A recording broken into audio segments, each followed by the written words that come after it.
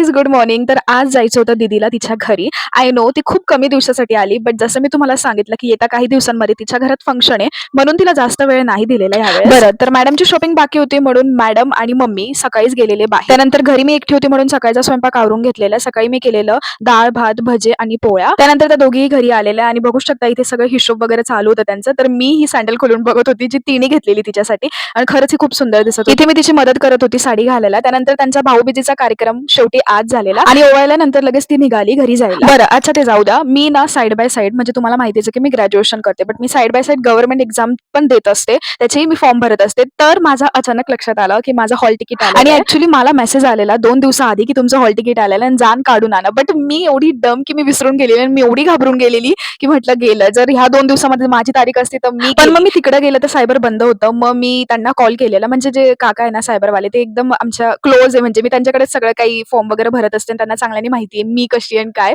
तर मी खूप हायपर होऊन गेली होती. मी त्यांना डायरेक्ट फोन केला. म्हटलं अंकल असं झालंय. तर त्यांनी नंतर मला चिल आणि मग सांगितलं की तू जो फॉर्म भरलाय ना त्याची तारीख नोव्हेंबरमध्ये आहे. तर फक्त तुला एक मेसेज आला असेल की कधीपासनं काय सुरू आणि मी ह्या सर्व कामासाठी ना खूप हायपर होऊन जाते कारण मागून माझे पप्पा असतात उभे जे इतके स्ट्रिक्ट आहे आणि त्यांची जर झापड बसली म्हणजे गेलं. म्हणून मग मी नेहमी हायपर होत असते. पण मग ठीक आहे तिकडून आल्यावर मला समजलं की सिच्युएशन चिल आहे. That's it. Thank you for watching. भेटूयात उद्याच्या व्लॉगला. Do subscribe. हा बाय बाय.